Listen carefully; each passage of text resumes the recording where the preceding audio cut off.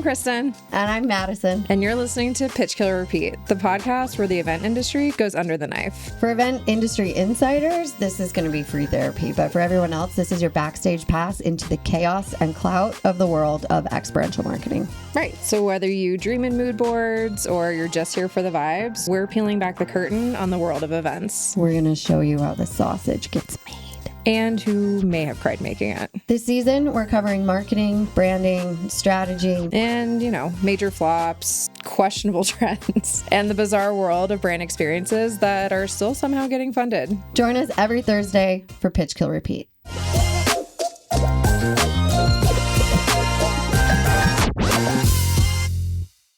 So it's the beginning of October. We're in spooky season. Also Riley's favorite time of year because she is a goth princess. Right? Not really goth. Princess. No, not really goth, but she is obsessed with Nightmare Before Christmas and loves Halloween. Oh. Loves Halloween. Is there something Riley is repeating right now because it's Halloween season? Oh yeah, the Skeleton Dance cartoon from 1929, I think. You're kidding. No. There's no words. It's just music and sound effects, and these little skeletons are like do do do do do do do. Oh my gosh. I think I can picture that because it's like a famous cartoon.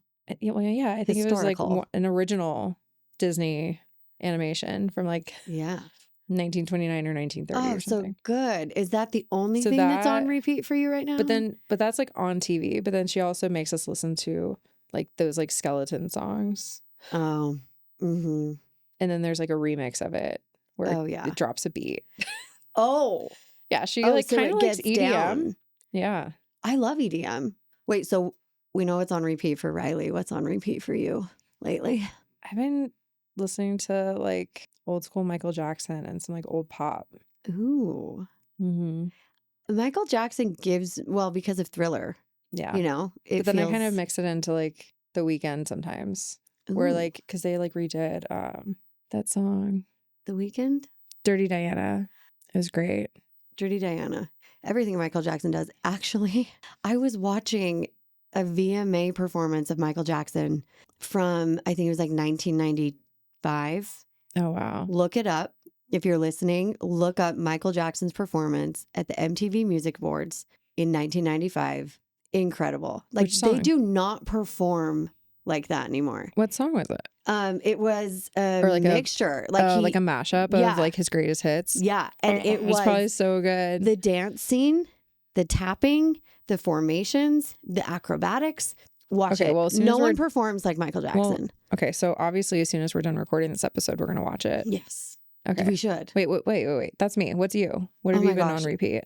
What's on repeat for me? Has it been music, food? What has been repeating for you this week? You know what? It's been matcha lattes. Mm. I switch, but it's a problem. Okay, so there's this coffee place by my house. Problem? It's not, because it's a daily indulgence. It's a necessary. And it helps me feel like I left the house. Yeah, that's real. It helps me feel, when you're completely inundated by things. Yeah, I want to go get my matcha. So I've been getting it cold though. Normally I get it hot, which is kind of weird because I feel like it's the season to get things hot now. Right. But I've been getting it cold. And it's been really, really nice. And I add honey into it, and I have cinnamon in it as well. Ooh. It's the best. And I've just really become, good. I don't know, I feel like I get a weird fixation with drinks. I'll pick one that I love. 100%. Have it for 6 weeks straight. Yeah. And then recycle. I'm still stuck on iced protein coffee. Iced protein coffee. Wait, you told me the protein you use. Yeah. What is it? Evolve protein something, which if you're listening, I love it. But it's really good. It's got 20 grams of protein per bottle plus 10 grams of fiber because, we're old and we need to eat fiber. Yeah. But so good. So just that with coffee. It's perfect. I use that instead of creamer and it gives me protein. There's no sugar. I don't get jittery. Dude, that's a hack. Mm-hmm. It's actually a great hack because today we're talking about no craziness sleep till Brooklyn. Yeah. Not sleeping, having 6 a.m. flights, which means you have to get there at 4. You mean when I have to come here? Yeah, exactly. Cross-country site visits, which is what we are currently doing. Ugh, yes. There's so many things that go into our experience traveling for events. So today we're going to talk about jet lag. That's real. And all the other things like event essentials and basically stuff to kind of prep you for success. Yeah. Everybody has a go bag. Yeah. Wait, what's in your go bag? Let's start there. Well, wait, are we talking personal go bag or like professional go bag? Ooh. Like my production backpack? Let's do both. All right. So in my production backpack, yeah, you have the essentials. You have a laser measure, a tape measure, probably some zip ties, a box cutter, but you have to be careful with TSA. I try to remember to put my box cutters or my knives in my checked bag. I can't tell you how many like really great box cutters or knives I've lost over the years to TSA, and they like whip it out. They're like, "Ma'am," and you're like, "I'm sorry, I work in production." Necessary. Yeah, I probably look like I'm gonna be committing some sort of crime with like zip ties, gaff tape, whatnot in your backpack. I know. What are you preparing for, ma'am? Like, there's also a laser and a tape measure, so like obviously, I'm not a murderer.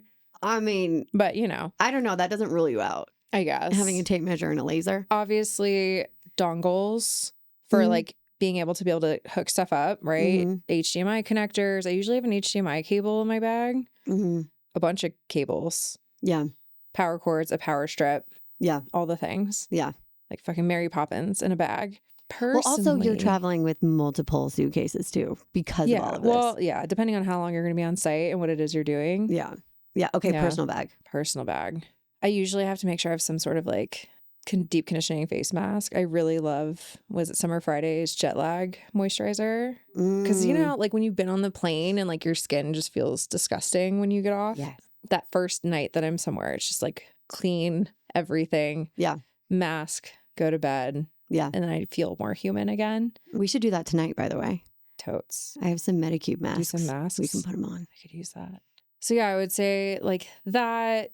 I usually have like little travel deodorants and stuff. Dry shampoo is huge in case you have a late night and an early morning. You're not going to be able to wash your hair and do it for your event, Hair ties.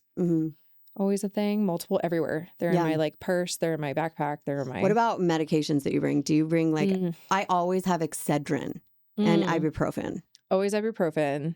Excedrin helps me because I'm like, oh, if I wake up and I have a headache, or even if it's midday, and you're stressed out and you have a stress headache. Yeah. Excedrin has caffeine in it. Yeah, that's true. I love caffeine. I usually just have Advil, but yeah, that's true. Excedrin. Well, you're healthier than me. Wonder Belly for like Tums for like when you're traveling and like you're eating random things and your gut microbiome gets all weird. Yeah. I also travel with a lot of electrolyte and greens powder mixes. Same. Have to. Yeah. Stay hydrated. Yeah. And compression socks. Oh, compression socks are a must. Okay, those are my things. You go. Yeah, honestly, I echo everything you say with your production bag. I also always have extra printouts. If there's stuff that, is supposed to be at the event and is already there. Oh, yeah. Or, like because little, you can't always trust shipping. If you're shipping stuff to a venue. That's true. There's usually some random worker that's like, I didn't know what this was for. And then they shove it in a back room, never to be seen again. Never. Yeah. Or the hotel. Yeah. Yeah. So I always make sure that my files are set and ready to go and that my printer is like, I have a contact if I need to get last minute stuff created. I hate carrying papers. Yeah. I don't know why. I hate it. I do too, but Kristen, I take the hardest route. I know. I don't need to do that. I don't need to. But like I will also sometimes, because I don't fully trust shipping, clearly I've had bad experiences with shipments in the past. Listen to me. There is a hotel in New York City. In their back room, they have about 6 boxes, filled with 100 journals each that were meant to be passed out at an event. Oh, no. And they never got found because, again, some dude was like, I don't know what this is, throw it in the back. It's probably in a back room somewhere where people go to make out and that's it, and anyway, we lost those and we didn't even have those for the event. So I kind of have PTSD from that. So if there are small things that need to make it to the event and it's easy enough for me to just bring it, I will physically bring things with me. Yeah, that's true. Yeah, there's those like core things. You're like, we cannot risk this. Right. So it is now a carry-on item. 100%. Yes. And I also usually have, I know I just said Excedrin. Obviously, I'm a tired girl, okay? Anytime Kristen and I are together, I'm the last one to wake up and the last one to be ready to go. I'm just a tired I need my sleep. I've been like weirdly awake. I know. And I think it's crazy that it's not normal. Yeah. You're supposed to be 2 hours. Well, You also have the advantage that you're 2 hours ahead of me in your internal clock. But I've been like waking up more energized lately. Maybe it's the protein coffee. Oh my gosh. But like Shout I feel out better for in the Evolve. morning. Yeah, dude. Sponsor us. Those are like OWN. OWN has the really good, like the 32 gram protein ones. Those are good too. Oh, those are way good. I have those in my kitchen right now. Those are really I stole good. some this morning. Yeah. Actually, yeah, there are nutritional things that personally I will pack because, you're not always going to find a grocery. Elderberry and zinc gummies. Oh. And also a hack that my team taught me is if you get a sore throat, rosemary oil. What do you do with rosemary oil? You like spray it in your throat. Really? And it like fixes it. I've never done rosemary? That. I believe you. I need to look it up. Okay, yeah. For throat stuff, actually, no, it's and oregano immunization. Oil. Sorry. Oh. It's oregano oil. That makes sense. That makes sense. I got it wrong the first time. It is oregano oil. It's also pretty energizing. Oregano oil is. Yeah, but I had no idea. Like they told me that one time I had like a gnarly sore throat and they're like oregano oil. And I was like, okay. Yeah. Yeah, hippie. Yeah. Listen. And then literally my throat was better in like a day. And I was believe you. What the? No, I'll do you one better on the hippie scale.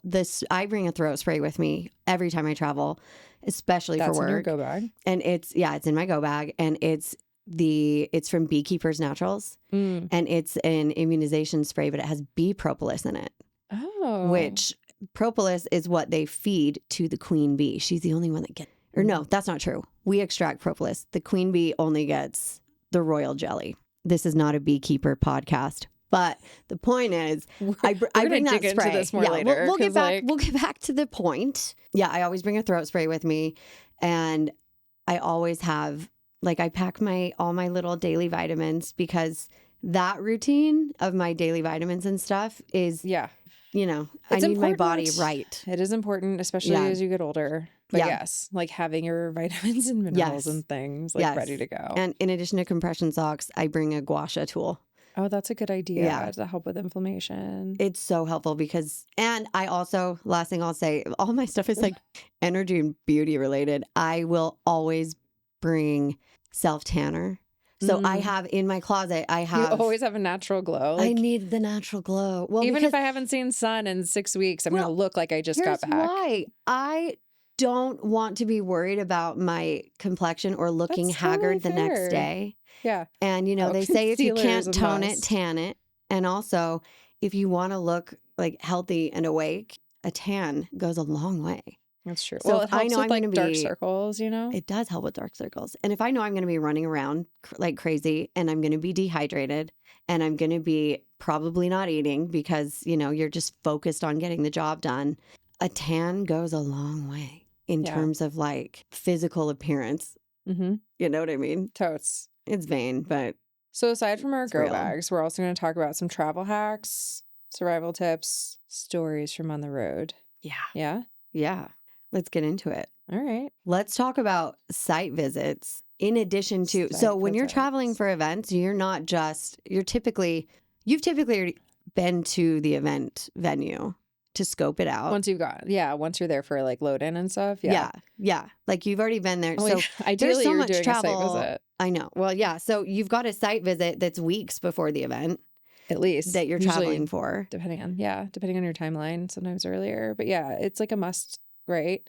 You need to physically see the space. You need to walk it. You need to outline it. You need to go through all of the list of things you need to know for the venue so that you can properly plan.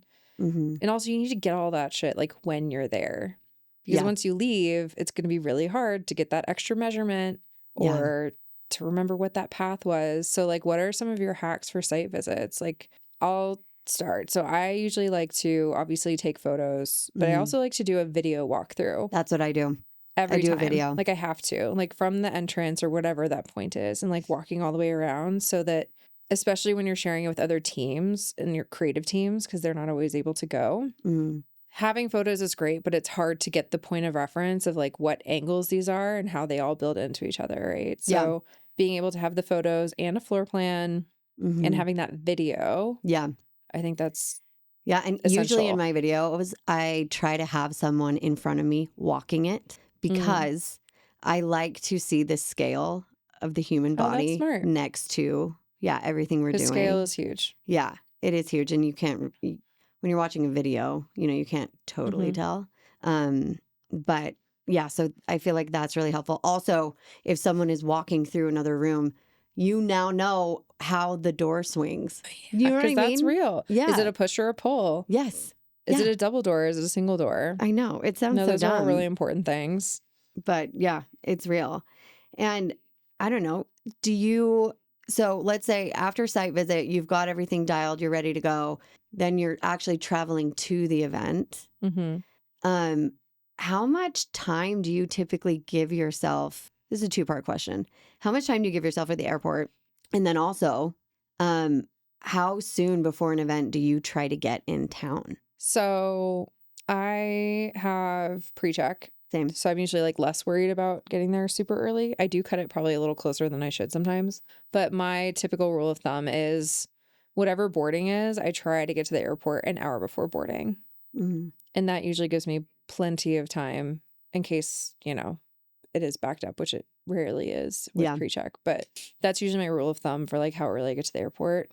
I do like people watching, but I also like, you're usually working until the last minute before you need to go. Or if it's an early flight, you're like, I would like to sleep a little longer.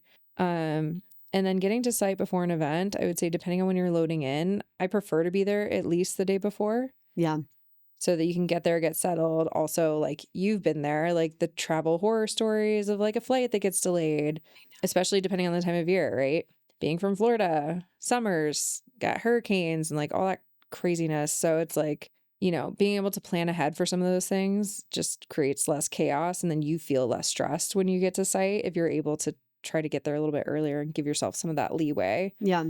What about you? I'm really, okay.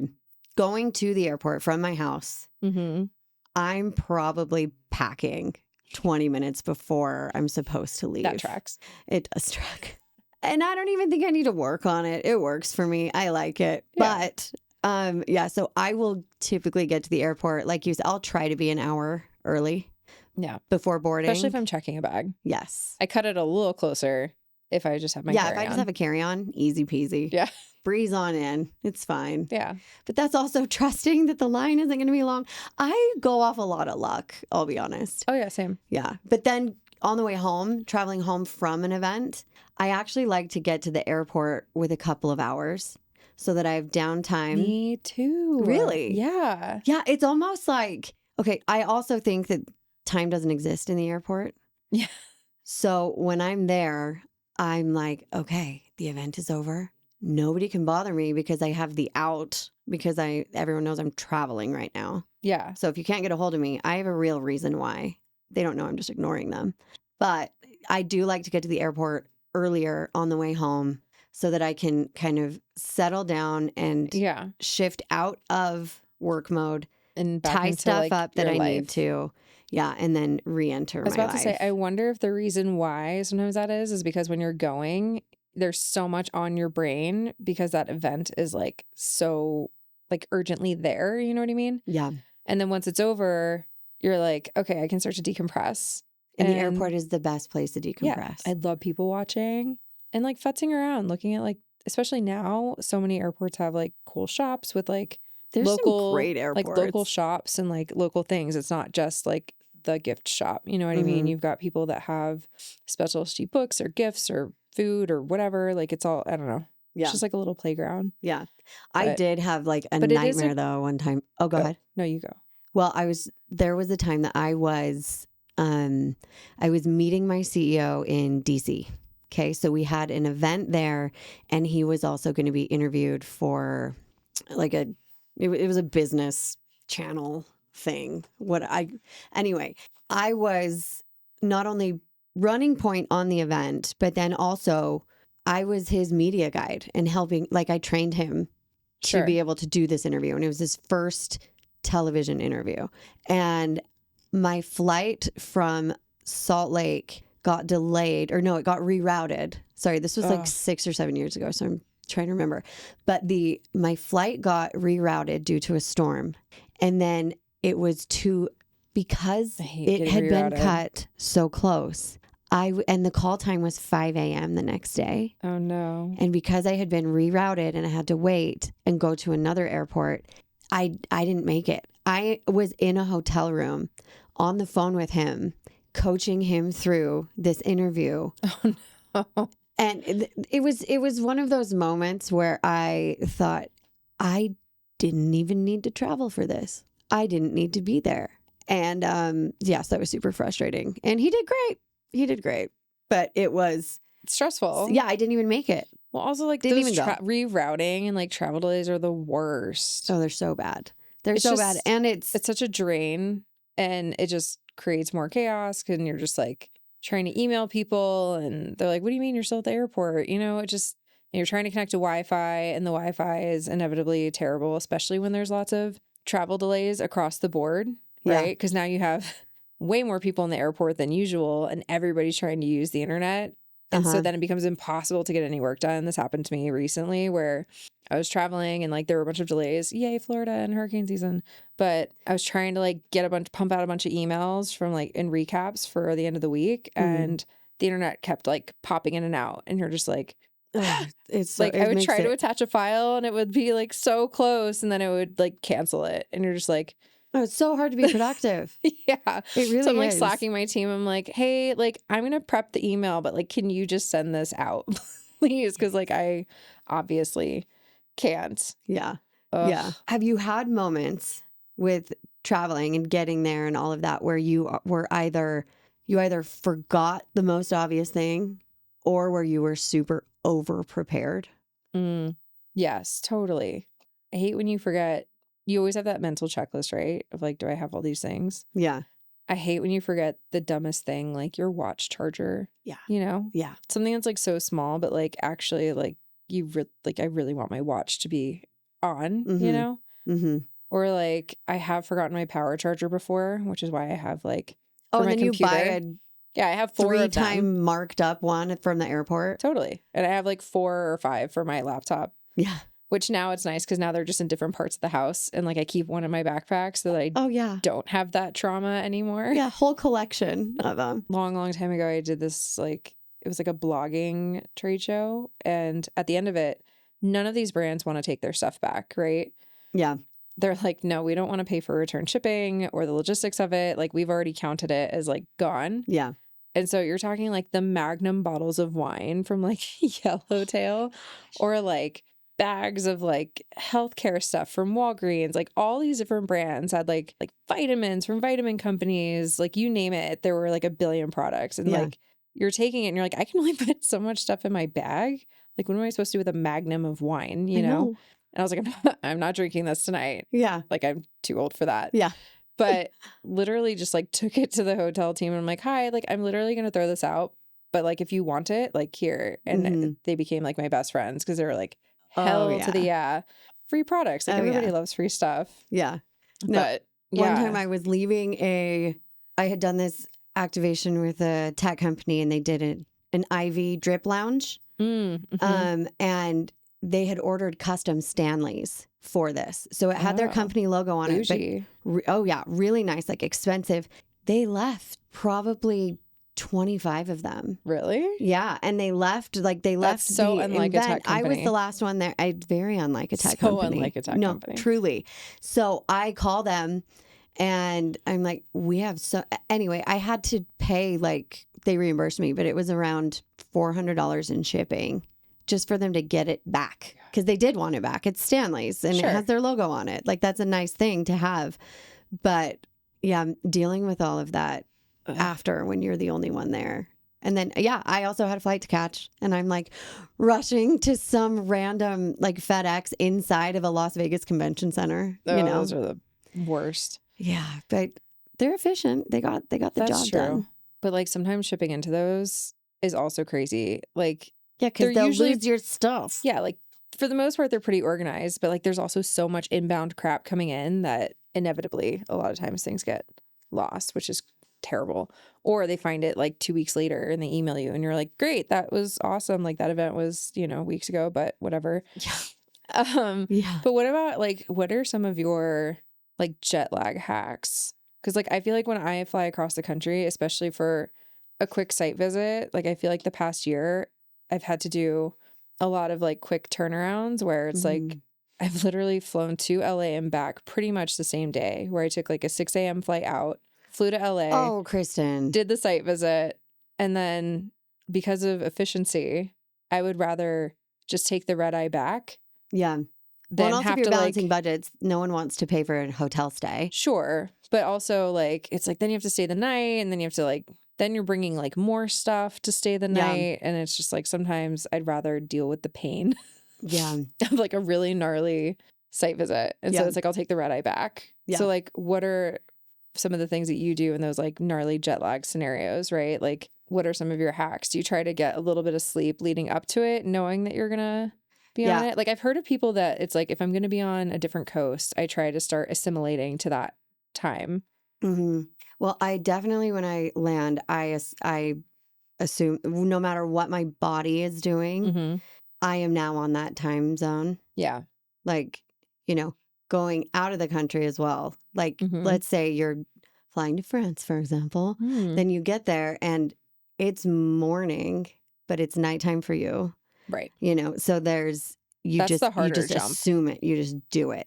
But what I absolutely always I'm not a movie watcher on the plane. No? I'm not. I used to get really into my laptop when I was flying, but in the last 2 years, I have taken airplane time to myself, and I will either it's empowering, zone out completely and not.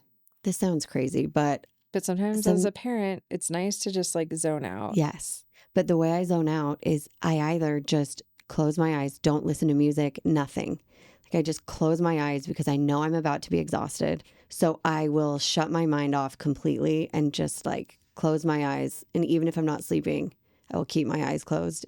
This sounds You're like I'm shutting out lying. The outside world. What'd you say? You're I know. like shutting it out. Yeah, no, I am. Yeah. I totally am. And that's probably good for your mental health though. It totally is. It also, I mean, I'll journal too or write because, you know, I write. For the pod. And so, yeah, like I will. But yeah, I try very hard to take advantage of downtime. I used to, when I was going to a city where I knew I had friends, you know, if I had extra time, I would. You try to stay to like hang out with them. Let's meet up. Let's go get coffee. Yeah. Oh, I don't have to be there until 5. Let's meet up at 3. I don't do that anymore. Yeah. I don't tell anyone I'm coming in town. I know. I let them find out afterward. Yeah, I'll deal with the aftermath of like, what the hell, you were in town. Yeah, exactly. So that's kind of my hack is stay very insular to myself. I honestly sometimes will choose flight times so that I'm not expected to work. Yeah. Which adds to like just being able to, because like working on flights now I feel like is terrible. The Wi-Fi is garbage. It's not reliable. It's not. Yeah. It's like the same kind of thing like when the airport's crowded, right? The Wi-Fi keeps like, you know, dinking in and out and I'm trying to do a Google Doc and it's like offline and you're like, ugh. So you're waiting for it to come back. Slack is like more or less like accurate, emails TBD, but it's like, that's so much more stressful and frustrating that sometimes I'm like, no, you know what? I'm going to take the 6 a.m. flight because no one else is awake and I can just do whatever, you know, whether it's sleeping because you got up at like 3 a.m. to go to the airport, or if it's like whatever it is. Like, so sometimes I start to travel like on those off times, like specifically. So there's like that expectation that if you're traveling during a work day that you're like working while you're traveling. Yeah. So sometimes I like actually choose my travel times. Yeah. So I honestly, I admire your ability to do that. I will a 6 a.m. flight like over my dead body. I will not do it. I will. Really? Truly, I will not do it. But the airport's so much quieter. I don't care. At 6 a.m. I don't care. My bed is quieter at that time too. Fair. You know? Yeah, that's fair. I think I'm just maybe it's I'm getting old. I'm 37. Bro, I'm older than you. Again, no, you're not. No, you're not. Kristen looks younger than me, so I feel like she is younger 2 years than me. older than you. I know. Almost to the day. I just don't believe it. You look so much younger than I do. It's not a thing. You do. It's a thing. It's not a thing. Wait, I did bring up a story about when I missed that event and the interview. Oh, yeah. Have you had any moments where you missed something or you were late because of travel? Like, I've missed a flight for work. One. You have. And it was awful. In my defense, happened? I was literally going from one project to another, and I had less than 24 hours to be back in LA. Like, I was in Tahoe for Spartan World Championship, And I had to go to Kona for the Ironman World Championship. Whoa. And I had literally spent almost a week in Tahoe. You had both of those in 1 week? They were back to back. Yeah. You're kidding. No, that whole fall was nuts. I think I was home. It was one of the reasons why Chad and I moved in together, because it was like I was only home for that stretch of 3 months for like, I was home for a week and a half to 2 weeks over 3 months. Oh, that makes me so sad for you. It was so, I mean, he had Rocky luckily at the time. So like he took care of my dog. Yeah. But yeah, so went from Tahoe, was in LA for like literally landed that day, slept overnight. I was exhausted because when you're on site, like it's a grind. And especially when you're there for like multiple days. And I didn't have a big team. It was really just me on that one. My team was going to be meeting me in Hawaii. So it was like I overslept and I almost made it. The only reason I couldn't get on the flight is because I couldn't check my bag. You're kidding. Because you have to check your bag by like an hour or 45 minutes before your flight. Yeah. And this was like years ago. I've actually gotten in an argument with the Delta representative because of that before. I was like, but I'm right here. Like, here's the bag. Like, there's still, and it wasn't like I was there 10 minutes before the flight. It was at least like 35 to 40 minutes. Like I feel like at that point, it's them just being rude.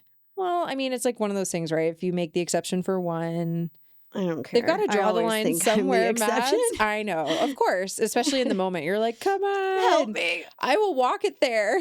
Yeah. Can I just take it through with me and give it to them at the gate? Right there. I will walk out on the tarmac. I know. So because of that, I technically missed my flight because I couldn't check my bag. I'm like, well, then can you just send my bag and I'll go on a different flight? And they're like, absolutely not, ma'am. Because obviously, like, they don't, in case you, whatever. Right. And they have to allocate for all the passengers. Well, and they don't want a bag going without the passenger because that seems sus. Yeah. So yeah, I missed the flight. I had to go back. I had to like reschedule the flight. It was a whole thing. I felt terrible. I'm like telling my team. I was like super embarrassed, but it happens. Yeah. Did you miss the event? No. Okay. No, Good. We were getting there because we had to like set up the house. There were like these base camps where we would like host editors or whatever. And so I would basically go to these locations and be like housewife for a week for all these editors that would come in, and we would do little experiences with them and they would participate in the thing. So the editors would do the Spartan race or the editors did the Ironman.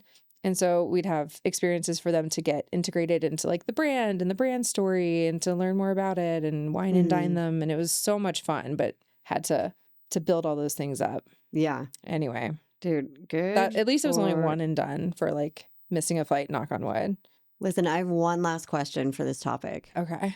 Because we got to wrap it up. Yeah, we got to wrap this baby up. But I want to know. We could talk about this for days. We really could. And I think everyone listening has their own. So honestly, let us know your horror stories. That's right. We need to like ask more people. Like what are some of these things that you're dealing with? Like what is one of your worst stories? Yeah. Listen, if you're listening to this, I want you to tell us what's in your production bag, what's in your personal go bag. And then also, what's a flight nightmare that you've had? But the last question I want to ask you is, what is the weirdest thing you've had to fly with for an event? Do you have something top of mind? No. That you've ever had to fly with? Well, just giant signs that are on gator board. Okay. That can't be bent. Yeah. And so again, so finicky and fragile. I am the worst with shipping. I just hate it. Anyway, so have your printer give you corners. No. Yeah. So I did get corners. Good. But navigating that, walking onto the flight with this big thing and being, don't touch that. Don't touch this. Like it's not a weird thing I've had to fly with, but it's not a typical thing you see someone flying with. And it created some issues for me. I mean, okay. I mean, I guess like the closest thing I can think of off the top of my mind, which I'll keep thinking about it. And if we have more stories, we can share them later. But there was one time I had to travel. We did like a custom app for a client for a project, and we needed all these different phones for the brand ambassadors to be able to like scan people in and whatnot. And I had set up all of the phones, and I had like 3 Pelican cases full of like phones and cords and cables and iPads. Oh, that's funny. Which was really fun to take through. Like 3 suitcases full? Oh, wait, no. It was like 2 carry-ons. So I had 2 Pelican cases, and then my coordinator had the 3rd one. Oh, my gosh. Yeah, we had to like mix and match like who carried whose carry-on so that we could each only have 2. You know what I mean? But it did look a little weird when we're going through security, and it's like, here's 2 like Pelican cases filled with like, I don't know, 30 phones and a bunch of cables. And like that one's got like 10 iPads and they're just like, I know. Just for like the typical traveler. I do love though when I see other either event professionals or if I see makeup professionals traveling. Oh, yeah. Do you do like a nod? You're like, I got you. Yeah, I'm like, I understand. I feel you, girl. I feel. Yeah. When you see somebody struggling and they're carrying something and you're like, that's definitely not like your standard item. So like, I get it. I've been there. But I mean, all in all, I mean, it's no worse than somebody traveling back from the theme park with like a giant insert random cartoon character stuffed animal. I know. You can always kind of guess what people have been up to. Well, yeah, especially when they're coming from my airport.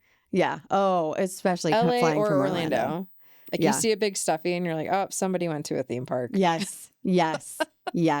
1000%. I'm always asking, is that stuffed animal for the adult or is it for a child back at home? Yeah. Or sometimes the parent buys it for the child, but really it's like secretly for them. I know.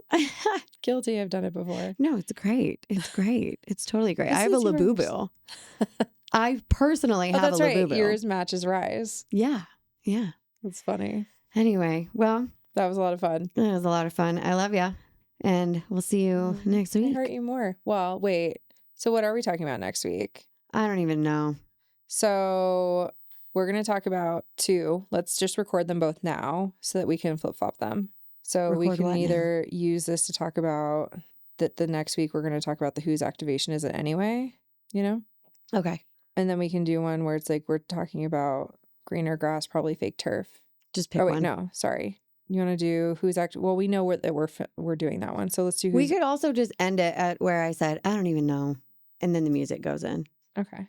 So that's fine. Because if we don't know the answer to it. Well, I mean, we could just say whose activation is anyway, because we know that we're doing that one. Okay. Do you want to say that? Okay. So next week, do you know who we're talking with? No. Who are we talking with? I'm so excited. I know we at least have one guest. We might have 2. We'll see what happens. Yeah. You guys are going to be excited. You want to tune into next week. Val. Yeah. So excited. One of the most creative women. Cannot wait. But the episode is actually going to be titled Whose Activation Is It Anyway? So we're going to take like a really fun look at forced collaboration, power dynamics, power struggles between not only internal teams, but also like if you're on the agency side or freelancer side, the client freelancer, and like what do those dynamics look like? Vibe killing feedback. Oh, where you think you're like all the way there and then some other team or entity comes in and now they have an opinion and it just kills all of that progress that you've just made. Ugh. I'm not going to lie. This past year, I've had a couple of those where we were like so close to the finish line and everything was like approved. And then all of a sudden some leadership person got a hold of it and it was like, nope, total pivot. Happened 3 times in a row. Oh my God. Well, I can't wait to chat about that next week. Yep. A deep and spicy dive. So excited. Perfect. See you then. You just listened to an episode of Pitch Kill Repeat. And if you liked this episode, leave us a review. And if you like us, you can add us on social media. My Instagram is... Okay, Mads. That's a wrap. Bye. See ya.